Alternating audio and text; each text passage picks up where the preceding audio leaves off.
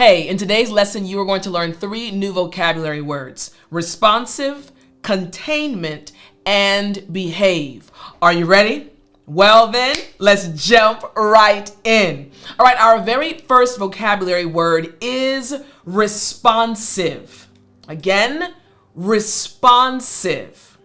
After me for pronunciation practice, responsive. Excellent. Last time after me. Responsive.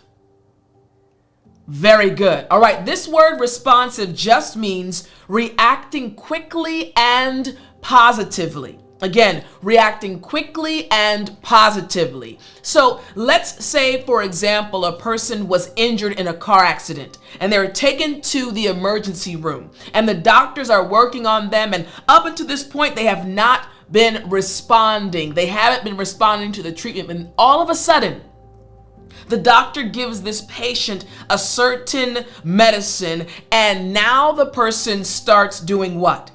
Reacting quickly and positively. In that moment, the doctors can say, now the patient is responsive. The patient is responding or reacting quickly. Make sense? Excellent. All right. So here's the first example sentence. The patient was not responsive to the treatment. Again, the patient initially was not reacting quickly or positively to the treatment. Last time, the patient was not responsive to the treatment. Our second example sentence. The store is very responsive to the needs of its customers. Again, the store reacts quickly to the needs of its customers. Here we go again. The store is very responsive to the needs of its customers. And finally, he was not as responsive as she wanted him to be. He did not respond or react as quickly as she wanted him to. So once again, he was not as responsive as she wanted him to be. You got it? Excellent. All right, now let's check out a simple sentence structure using this vocabulary word. So the word again is responsive. Here's the simple sentence structure you can use to make your own sentences.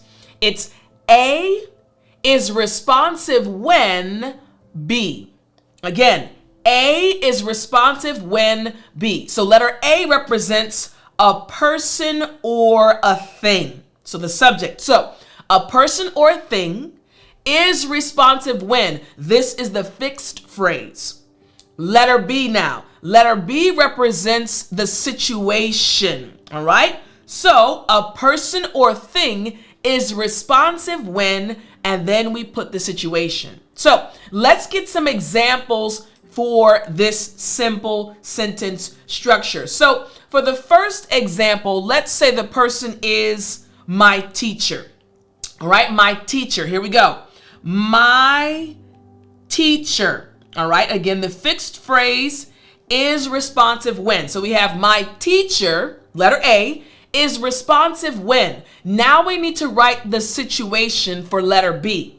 The situation is I ask for help. All right, let's write the situation.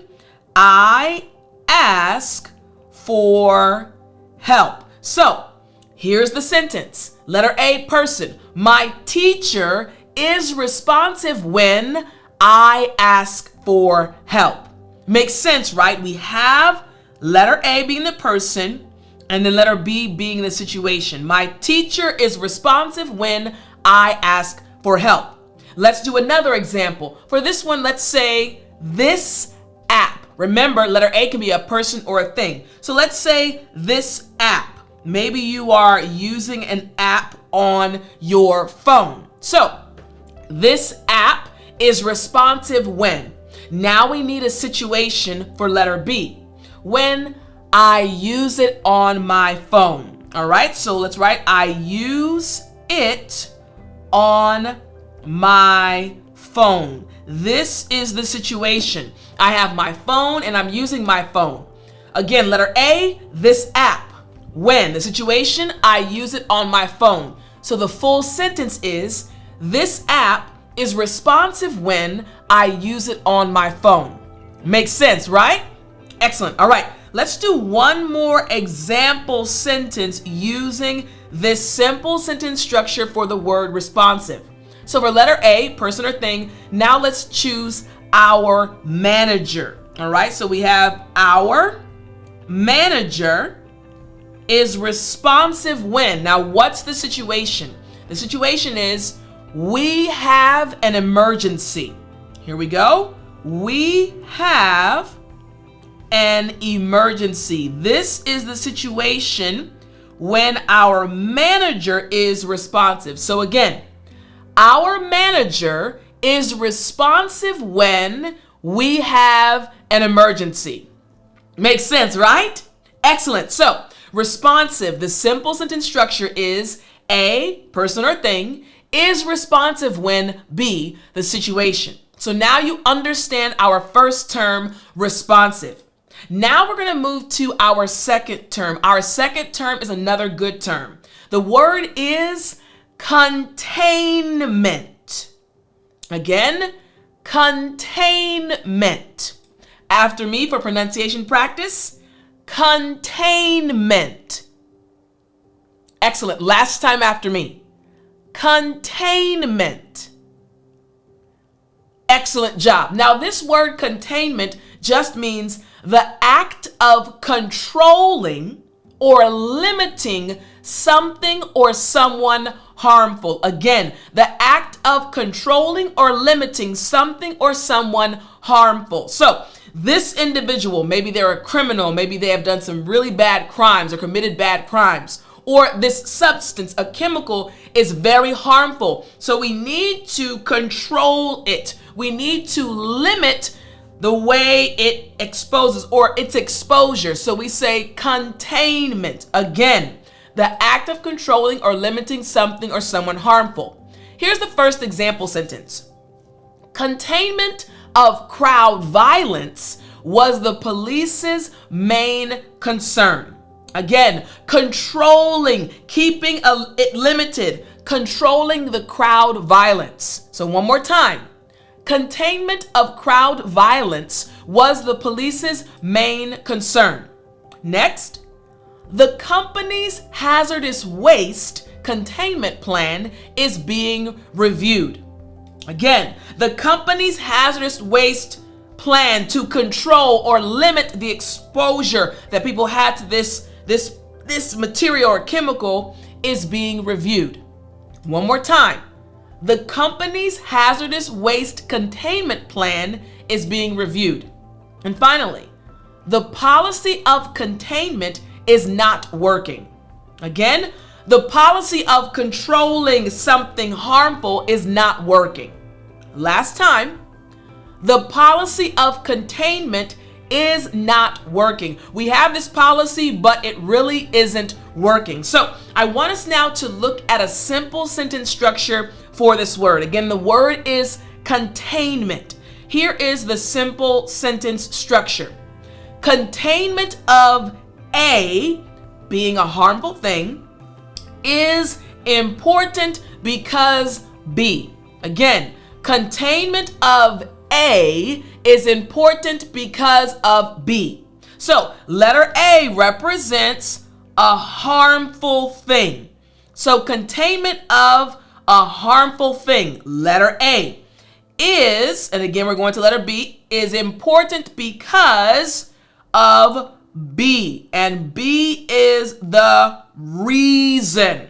All right? So now let's come up with some example sentences using this specific sentence structure. So let's start off with a harmful thing. Let's say the harmful thing is the fire. So let's put the fire. All right, we're getting example sentences now using this sentence structure. So a harmful thing, the fire. Then the fixed phrase. Remember the fixed phrase right in the middle. This is our fixed phrase. Is important because. All right, we have a fixed phrase, is important because. And what's the reason? It saves lives. All right, the reason, it saves lives. So our first example sentence, again, letter A, the harmful thing is the fire. The reason, it saves lives. So our full sentence would be, containment of the fire is important because it saves lives. Makes sense, right?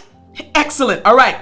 Using the same sentence structure, now let's choose a different harmful thing for letter A. Now let's choose pollution. All right. Again, something harmful. For letter A, we have pollution. Now, what is the reason? Why is it important to contain this? It helps the planet. So letter B is, it helps the planet. So our second sentence using this simple sentence structure will be, containment of pollution is important because it helps the planet. Makes sense, right? Using this simple sentence structure, you can now also use the vocabulary word containment. And what about this one? Again, something harmful. We're going to change it up a little bit. Now we're going to say rumors. Rumors, people talking about other people. That's a harmful thing, right? Letter A, we have rumors. Why is it important to contain this? They hurt people's feelings. Letter B is, they hurt people's feelings. Again, remember, letter B represents the reason. So for our last sentence, using this simple sentence structure, we have, containment of rumors is important because they hurt people's feelings. Makes sense, right? So we understand this term containment. We have responsive and we have containment. Now it's time for us to move to our third vocabulary word. Our third vocabulary word is behave. Again, behave. Good. For pronunciation practice after me, behave. Excellent. Last time after me, behave. Great job. Now this vocabulary word vocabulary word behave just means to conduct oneself in accordance with the accepted norms of a society or group. To act in a way that is acceptable in a specific group or in a specific society or in a specific culture. You are behaving. You're acting in a way that is in accordance. Hey, the way you're acting is good. We accept your behavior. You are behaving. Makes sense, right? Excellent. All right. Check out this example sentence. They were expected to behave themselves. Again, they were expected to act in accordance with the norms. Once again, they were expected to behave themselves. Next, the students were not behaving in class. The students were not acting in accordance with the norms. Again, the students were not behaving in class. Finally, finally, she told her children that they had to behave. Again, she told her students, her children, that they had to act in accordance with the norms. Last time after me, she told her children that they had to behave. So you understand this term behave. Now, let's look at this simple sentence structure that will help you use this word in real life. Here we go. You should behave by letter A. Again, you should behave by, and then we have letter A. Now, letter A represents an action. All right, letter A represents an action. So let's create some example sentences. Again, the simple sentence structure is you should behave by, and then we have some examples. So our fixed phrase is you should behave by. All right. Now, here is the action. Now remember, you can make your own sentences. We're going to start with this action. The first action is saying thank you. All right? Saying thank you. Remember, behave means to act in accordance with the social norms. So, here's the first sentence. You should behave by saying thank you. It's very simple, right? This is a great, simple sentence structure. Again, you should behave by saying thank you. That's our first sentence. Now, what about this action for our second example sentence? You should behave by, now letter A, sharing with others. Again, this is a good action. Sharing, hear that car in the background? Sharing with others. So now our sentence becomes, you should behave by sharing with others. Remember, letter A just represents an action. So our second sentence again, you should behave by sharing with others. And for our third example sentence, using this simple sentence structure for the word behave, we have staying calm. Again, a good action, an acceptable action. So our sentence becomes, you should behave by staying calm. Again, a simple sentence structure. You should behave by, and then letter A being the action. So today you learned 3 new terms: responsive, containment, and behave. I hope you enjoyed this lesson. Don't forget, if you want to continue studying with me and learn new vocabulary words every day, go to www.dailyenglishvocabulary.com, and I'll talk to you in the next lesson.